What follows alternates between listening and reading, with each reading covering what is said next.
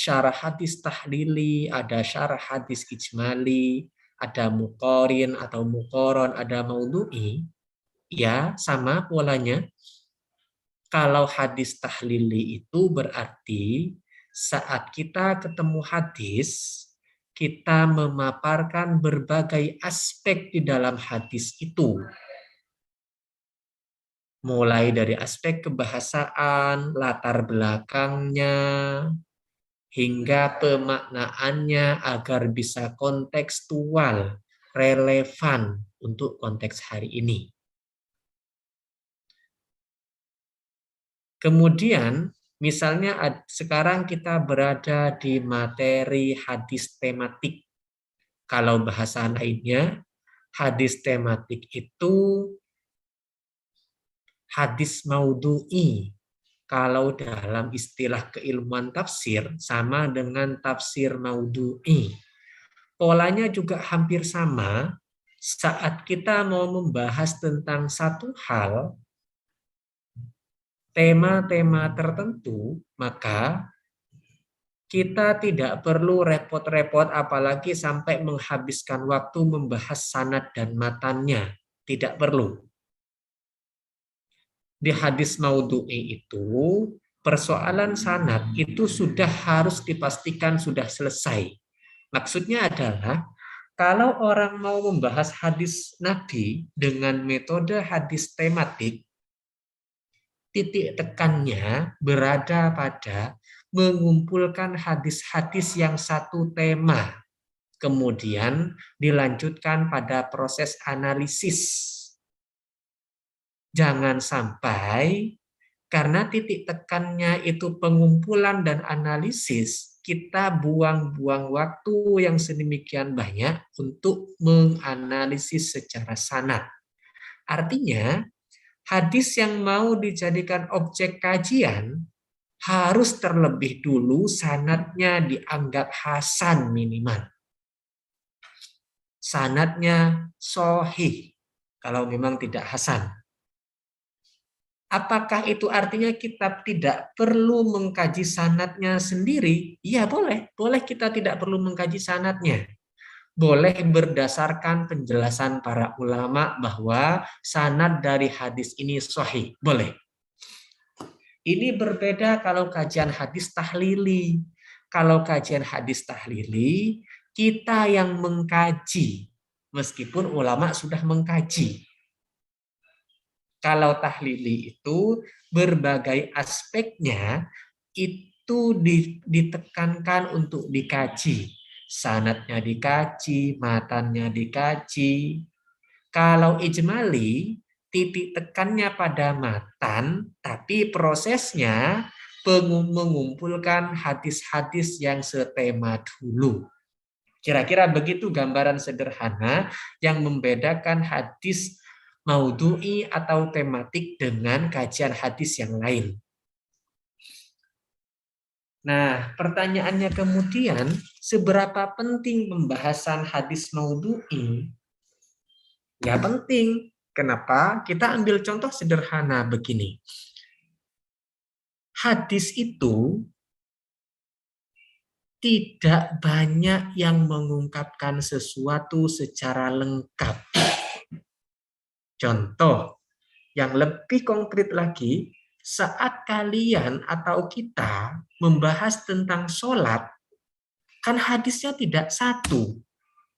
Bisa jadi ada satu hadis membahas tentang takbiratul ihram. Tapi tidak ada bahasan yang lain selain takbiratul ihram. Ada hadis yang membahas tentang doa iftitah. Terserah doa iftitahnya apakah kabiro walhamdulillahi katsiro ataukah Allahumma ba'id baini wa baina khotoyaya, boleh. Kemudian ada hadis bagaimana Nabi membaca surat-surat pendek atau surat-surat panjang setelah Al-Fatihah. Dengan kata lain, kalau kita mengkaji hadis untuk mengetahui satu persoalan tertentu, tapi tidak menggunakan kajian hadis tematik, khawatirnya hasilnya itu sepotong-sepotong. tidak komprehensif, kata bahasa orang-orang di akademisi itu.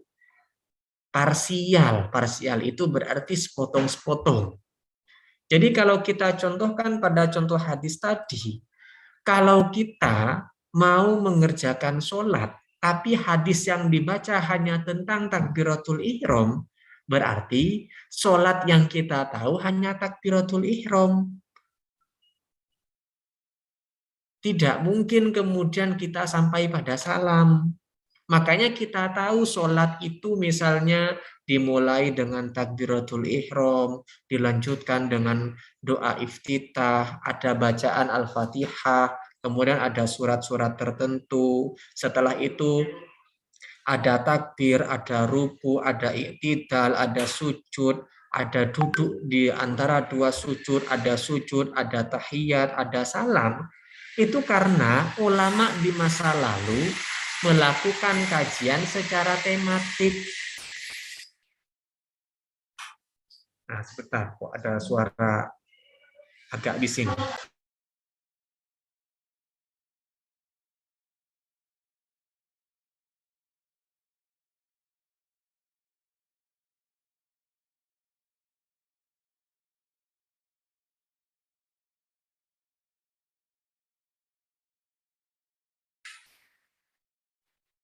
Oke, sampai mana barusan? Sorry, di sini sedang ada perbaikan.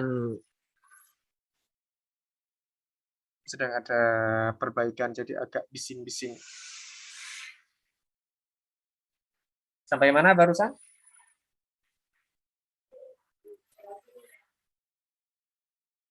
Halo, apakah kalian mikrofonnya rusak semua?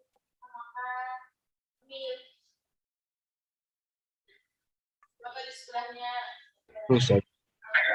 Apa? Salah satu kelebihan hadis tematik adalah pemahamannya bisa utuh. Oke, terima kasih banyak Syafli.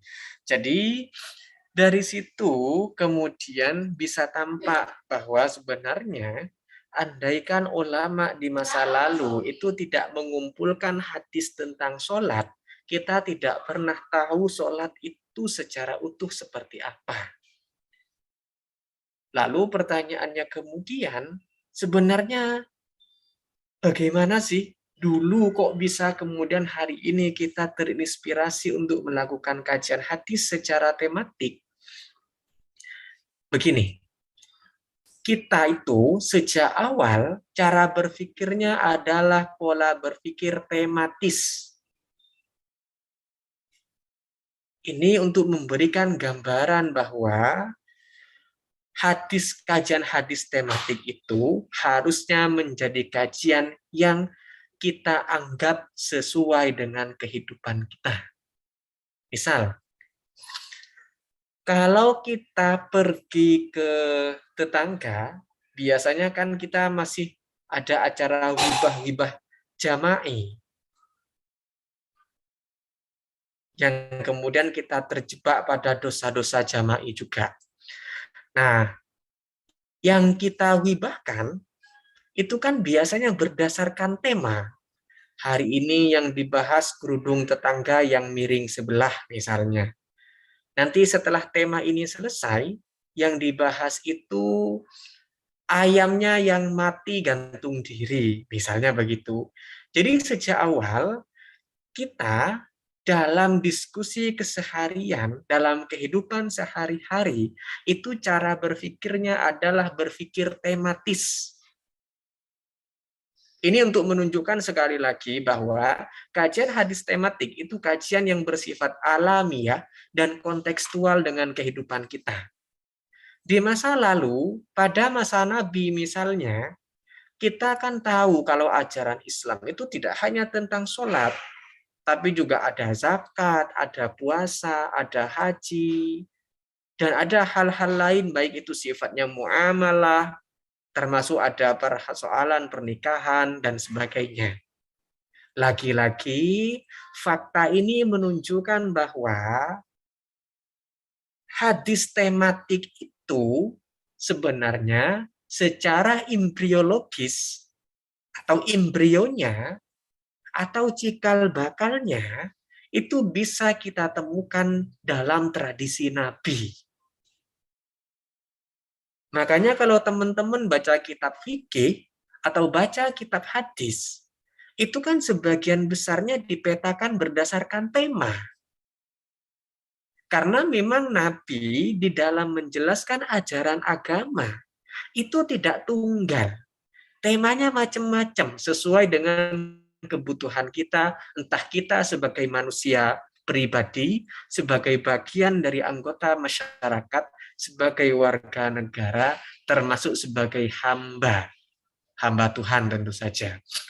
Nah, cuma memang meskipun hadis tematik itu embrionya itu bisa kita lacak pada masa Nabi, tapi dilihat dari sejarah keilmuan pada masa itu belum ada yang namanya hadis tematik.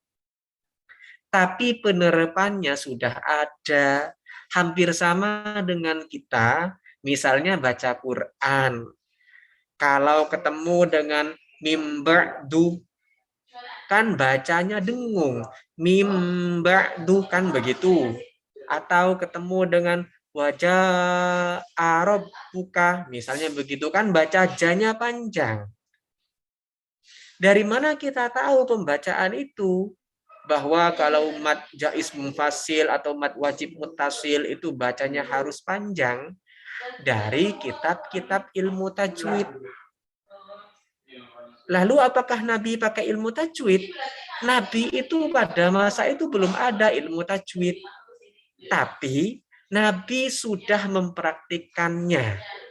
Jadi dalam konteks keilmuan hadis tematik, Nabi itu sudah memetakan ajaran Islam berdasarkan tema, tapi saat itu belum dikenal apa yang namanya ilmu hadis, termasuk ilmu hadis tematik. Itu kira-kira gambaran sederhananya. Jadi kalau dalam konteks ilmu tajwid tadi, ilmu tajwid itu baru ada sekitar 100 tahun atau 200 tahun setelah Nabi wafat. Tapi praktik pembacaan Al-Quran yang sesuai dengan ilmu tajwid itu sudah dilakukan oleh Nabi. Karena ilmu tajwid itu ngambilnya, inspirasinya itu dari Nabi. Meskipun misalnya di situ Nabi tidak bilang, kalau ja'ah itu nanti bacanya mad wajib muttasil harus begini begitu. Tapi Nabi secara langsung mempraktikkan hal itu. Kemudian, hal lain yang mau saya sampaikan terkait tema ini adalah persoalan keilmuan apa saja yang diperlukan. Francisca, masih ada? Masih, Ustaz. Maulana Iqbal? Ustadz, masih ada. Oke. Saya cuma lama nggak nyapa kalian, jadi saya harus sapa. Nah, kemudian terkait keilmuan apa saja yang diperlukan, sorry, sebelumnya saya mau tanya, kalian punya buku pengantar metodologi penelitian hadis tematik?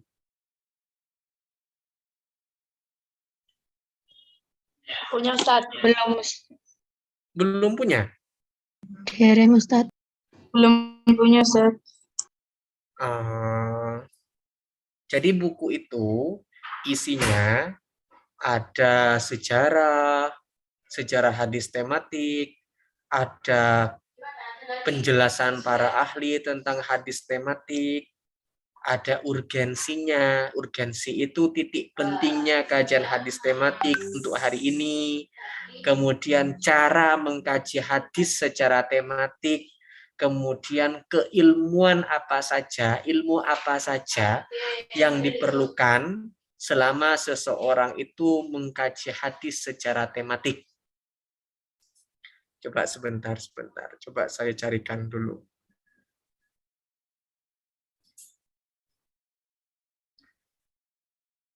Dulu kami itu kalau ada kuliah, kalau ada pelajaran apa begitu, biasanya paling tidak harus punya satu buku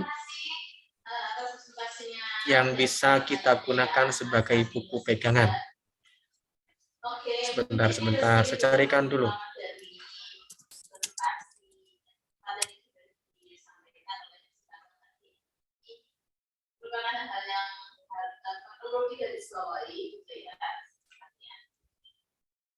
Kalau masalah biografi tadi sudah banyak disampaikan ya, penelitiannya, bagaimana sejarah beliau, perjalanan ilmiah beliau, ya. Tapi di sini yang saya bersuai ya, beliau lahir pada masa Rashid, ya. Terus fokus beliau juga menerjemahkan mengkaji itu. Apa di layar sudah muncul? Sampun, Ampun, Ustaz. Ustaz. Pengantar metodologi penelitian hadis tematik. Gambarannya seperti itu. Coba kita lihat ke bawah. Tapi tentu saja saya tidak minta kalian untuk beli buku ini. Cuma yang saya tekankan itu adalah terkadang kita memang harus punya buku pegangan. Nah, ini daftar isinya, pengenalan terminologi, kemudian di bagian 3 itu ada bab paradigma dan dasar dan prinsip dasar kajian hadis tematik.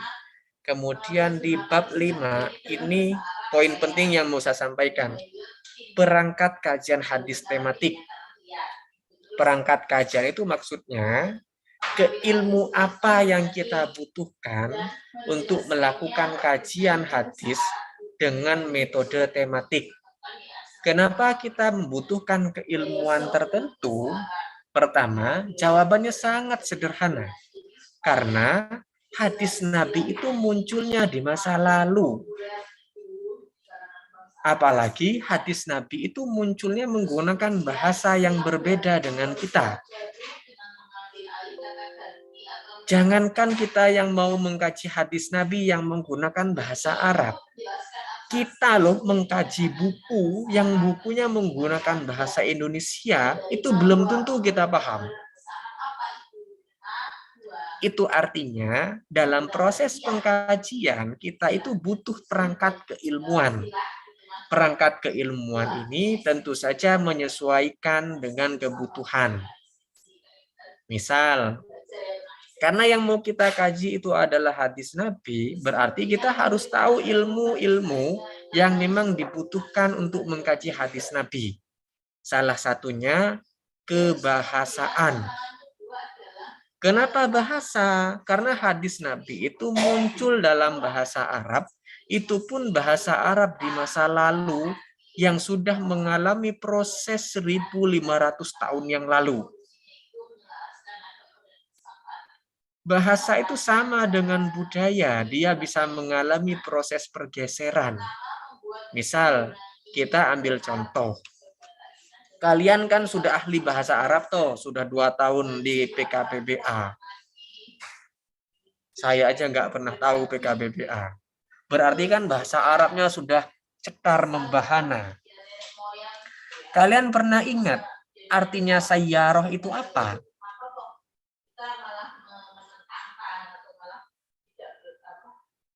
Halo? Mobil. Mobil. Coba mobil ya? Apa? Oh ya, oke lah. Kemudian apakah kalian pernah tahu kata sayyaroh dalam Quran? Nggih, Ustaz. Ada, Ustaz. Oh, ada sayyaroh dalam Quran. Kemudian apakah kata sayyaroh dalam Quran itu artinya mobil?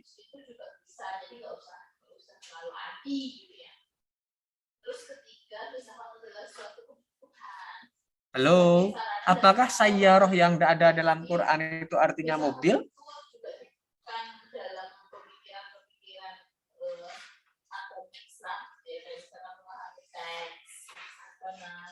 Halo? Bukan ya? Kenapa kok bukan?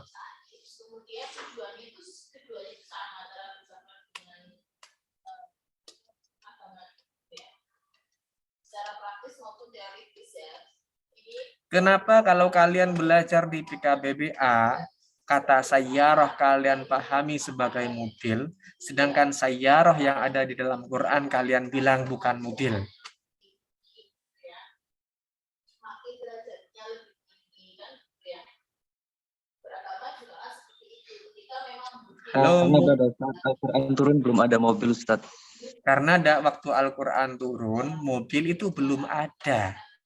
Jadi nggak mungkin kemudian tiba-tiba Karena Quran. tergantung konteksnya, Ustaz. Oke, karena tergantung konteksnya. Tapi kalau konteksnya berubah, berarti kata sayyaroh dalam Quran nadhifah itu perlu kita pahami sebagai mobil, tidak? terus kemudian yang terakhir ini yang mungkin paling apa ya bisa dibuat Jadi dalam konteks ini contoh konkret bahwa mengingat teks Quran, mengingat teks hadis, itu bahasanya adalah bahasa yang berbeda dengan kita, itu pun munculnya ratusan tahun yang lalu, maka untuk memahami bahasa ini, kita butuh ilmu yang memang sesuai. Kita tidak bisa memaknai sayyaroh yang ada dalam Quran itu dengan kata mobil. Kenapa? Karena pada waktu itu belum ada mobil. Kalian tahu di surat apa? Gabriela Lubaba yang hafizah. kalau misalkan ada beberapa yang dimaknai ya, kayak misalkan Atau sudah nggak ada, sudah keluar. Bisa diulang, Ustaz, pertanyaannya? Kata sayyaroh itu ada di mana di Al-Quran? kita sujud kepalanya nempel ke bawah. Itu apakah seperti itu? Kan kalau secara tekstual Nggak ingat, Gabriela? kita tidak bisa apa ya, tidak bisa menjelaskan itu bagaimana kita Bentar, Ustaz. kita dalam sholat ya kan. Kalian nggak ada yang hafizah ya? Al-Maidah. Gimana kok bisa jadi Al-Maidah, Rizam? Surat Yusuf, Ustaz. Surat Yusuf. Waja'at sayyaratun fa'arsalu waridahum fa'adla dalwah. Waja'at sayyaratun, lalu datanglah mobil. Kan tidak mungkin. Karena pada waktu itu belum ada mobil.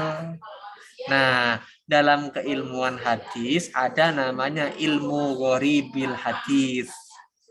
Jadi ilmu ini secara khusus membahas kata-kata tertentu di dalam hadis yang itu sudah lama tidak dipakai atau sudah jarang tidak terpakai. Sayyaroh dalam konteks hadis itu sama juga tidak mungkin artinya mobil, karena pada waktu Nabi masih hidup mobil itu belum ada. Lalu diartikan apa? Salah satunya adalah malaikat yang keliling. Kira-kira begitu, nanti teman-teman baca sendiri di dalam buku tadi. Nah, ini keilmuan yang memang diperlukan. Yang kedua, ada namanya ilmu mukhtalifil hadis. Ilmu mukhtalifil hadis itu ilmu yang membahas hadis-hadis Nabi yang tampak saling kontradiksi. Saya ulangi, ilmu lain yang memang dibutuhkan oleh kita yang mau melakukan kajian hadis secara tematik namanya ilmu mukhtalifil hadis. Kenapa kok ada ilmu ini? Karena faktanya hadis Nabi itu beragam, bahkan seandainya berbicara tentang tema yang sama sekalipun, isinya bisa saling berbeda. Misal, Nabi pernah bersabda, aftorul hajim wal mahjum, orang yang berbekam, yang membekam, dan orang yang dibekam, puasanya batal. Jadi kalau kalian puasa, kemudian kalian minta dibekam atau kalian jadi tukang bekam, maka puasa kalian berdua itu jadi batal.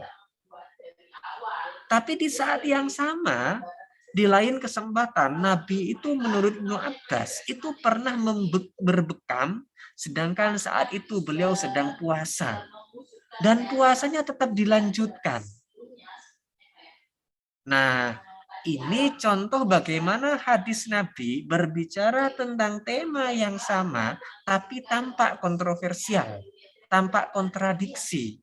Atau contoh yang lain misalnya, Nabi pernah bilang, la yashrabanna ahadukum qa'iman. Kalian, salah satu dari kalian, jangan sampai minum sambil berdiri. Faman nasya falyastaqi, yang lupa muntahkan. Kan jadi gawat. Tapi ternyata di saat yang sama, di lain kesempatan, Nabi sempat minum sambil berdiri. Nah, ini juga fungsi dari kajian hadis secara tematik. Kalau kita tidak mengkaji hadis itu secara tematik, maka andai hadis yang kita tahu hanya hadis yang melarang, bisa jadi kita akan nyalah-nyalahkan orang yang minumnya sambil berdiri. Atau malah kita bisa bid'ah-bid'ahkan orang. Nah, karena kita melakukan kajian hadis secara tematik, akhirnya kita bisa tahu ternyata hadis tentang tema ini itu ada banyak. Dan sebagiannya itu ternyata tidak saling mendukung, tidak saling menguatkan, malah saling menafikan. Satu melarang, tapi Nabi mengerjakan. Di saat di contoh yang lain Nabi melarang, tapi Nabi juga mengerjakan. Nah, dalam konteks ini, melalui ilmu mukhtalifil hadis, ulama itu kemudian memberikan beberapa metode alternatif. Jadi yang pertama itu dikenal dengan istilah metode al-jam' wa taufiq, metode kompromi. Jadi sederhananya,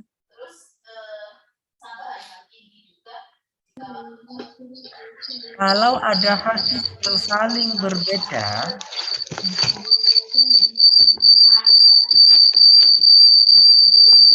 Francisca, kalau ada hadis Nabi yang saling kontra, kalau masih bisa untuk dikompromikan, silahkan kompromikan. Nah, misal untuk contoh tadi, contoh Nabi melarang minum sambil berdiri, tapi Nabi pernah melakukan, itu ulama sebagian memilih untuk mengkompromikan. Jadi minum berdiri itu tidak haram, tapi sifatnya makruh. Saat Nabi tadi melarang, itu bukan persoalan haram dan tidak haram, tapi itu hubungannya dengan etika. Itu penjelasan ulama.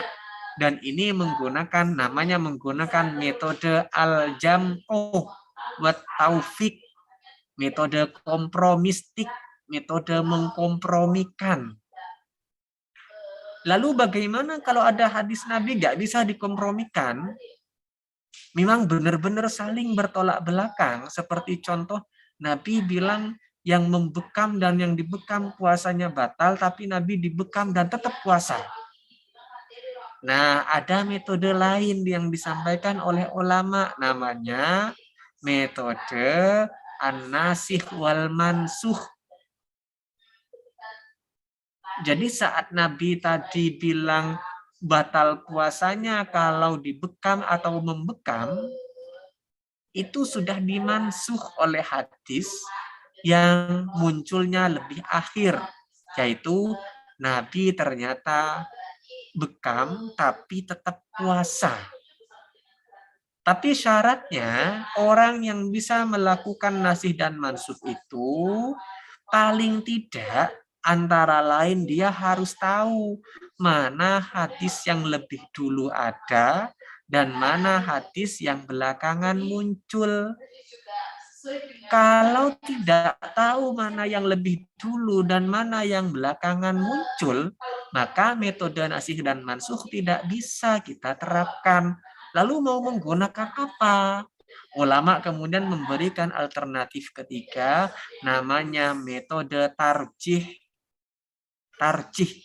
Metode tarjih itu sebuah metode yang digunakan untuk menyelesaikan dua hadis atau lebih yang saling kontradiksi dengan cara menegaskan mana hadis yang lebih unggul dan mana hadis yang lebih tidak unggul.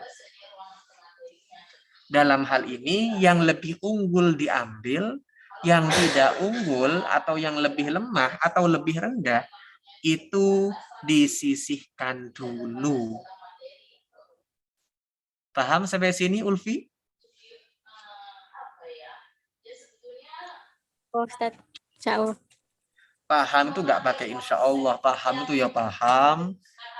Kalau kalian pahamnya pakai insya Allah, takutnya kalian itu kalau nggak paham nanti, oh berarti Tuhan yang belum mengizinkan diriku untuk paham. Paham apa tidak, Ulfi? Ya, Ustaz. Nah gitu. Jadi pertanyaan paham itu sama dengan kalian sudah makan belum? Insya Allah lah. Kalau memang sudah makan, ya bilang sudah makan. Kalau belum, ya belum. Gitu loh bahasanya. Ini tentang menempatkan satu kata sesuai dengan konteksnya. Oke, sampai pada poin ini, apa ada yang mau kita tanyakan?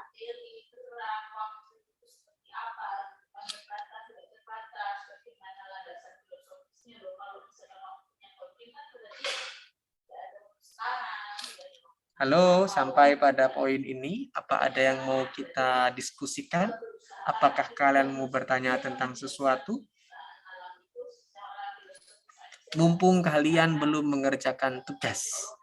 Karena nanti kalau sudah poin mengerjakan tugas, berarti itu sudah jadi urusan kalian. Izin bertanya, Ustaz. Silahkan, Rizal. Terjadi kontradiksi antara dua hadis. Metode penjelasannya sudah Ustaz sebutkan tadi. Apakah harus berurutan itu dari awal, jam'u wa taufik dulu, atau boleh kita ambil tarjih lebih dahulu, baru ketika kita tidak menemukan baru pakai al-jam'u wa taufik? Begitu pula dengan nasakh mansukh, atau harus berurutan jama' wa taufik terus nasikh mansukh baru terakhir tarjih? Jadi sebenarnya 3 tahap tadi itu tidak muncul berbarengan dalam sejarah keilmuan hadis. Jadi dulu sekitar abad ketiga, pada saat Imam Syafi'i itu muncul, hidup, itu kan ternyata orang-orang itu ketemu dengan hadis-hadis Nabi yang itu bertentangan, saling bertolak belakang. Maka pada masa itu, metode yang ditawarkan, yang dikenal itu adalah metode al-jam'u. Kenapa kok metode al-jam'u? Karena menurut mereka, gak mungkin Nabi melalui sabda-sabdanya itu saling kontradiksi. Sekarang bilang begini, besok bilang lain lagi. Kemarin bilang apa, besok bilang apa. Atau hari ini bilang A, ternyata sorenya itu bilang B. Nah, itu logika yang dipakai pada masa awal itu. Makanya mereka menawarkan satu teori namanya teori al-jam'u. Mengkompromikan. Tapi kemudian seiring berjalannya waktu, ada tokoh tertentu menyadari sesuatu bahwa ternyata saat ada hadis tertentu, memang al-jam'u bisa. Memang bisa dia itu menggunakan al-jam'u dan selesai. Tidak ada problem lagi yang dimunculkan. Sayangnya, dalam konteks hadis yang lain, al-jam'u itu tidak mampu untuk menyelesaikan persoalan. Mau disatukan tetap aja saling kontradiksi. Misal untuk contoh yang tadi, Nabi melarang minum sambil berdiri. Berarti kan tidak boleh minum sambil berdiri. Kemudian di lain kesempatan Nabi minum sambil berdiri. Ini memang kontradiksi, tapi ulama mengatakan dua hadis yang saling berbeda ini masih bisa disatukan. Larangan Nabi untuk minum berdiri itu dipahami sebagai bentuk kemakruhan. Tapi saat Nabi minum sambil berdiri, ini untuk menunjukkan bahwa minum berdiri itu boleh, tidak sampai haram. Gitu maksudnya. Jadi dalam konteks ini, ada hadis tertentu yang menurut mereka, menurut para ulama itu tidak bisa lagi disatukan. Karena tidak bisa, akhirnya mereka melakukan kajian panjang, akhirnya mereka ketemu dengan konsep an-nasikh wal mansukh. Jadi kembali pada pertanyaan Rizam, apakah itu sifatnya berurutan? Iya. Paling tidak begitu yang dipahami oleh ulama. Karena ngapain kita menggunakan nasikh dan mansukh kalau masih bisa disatukan? Ya sama, kenapa kita harus berpisah? Kalau memang masih bisa untuk kita saling bertatap muka dan saling tukar sapa misalnya. Sama dengan itu. Kenapa kita harus rebutan soal warisan? Kalau ternyata kita masih bisa duduk berdampingan. Gitulah gambaran sederhananya. Jadi kalau kita menggunakan al-jam'u secara otomatis, dua hadis yang saling bertolak belakang itu kan masih bisa diamalkan kedua-duanya. Jadi seakan-akan bilang begini, kalau dua hadis itu bisa diamalkan keduanya, kenapa salah satunya harus kita abaikan? Gitu maksudnya. Makanya kalau jawaban saya, itu sebenarnya sifatnya berurutan. Meskipun kalau nanti teman-teman sudah belajar lebih banyak lagi, kemudian teman-teman berakhir memilih untuk tidak berurutan, yaitu menyesuaikan. Saya sekarang mengajarkan ini karena ini masih bersifat paparan dasar. Kira-kira begitu. Oke, tidak ada pertanyaan yang lain?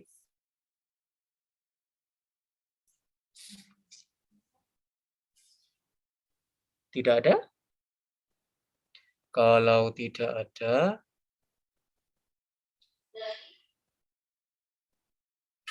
berarti kita bisa segera akhiri pertemuan pagi ini.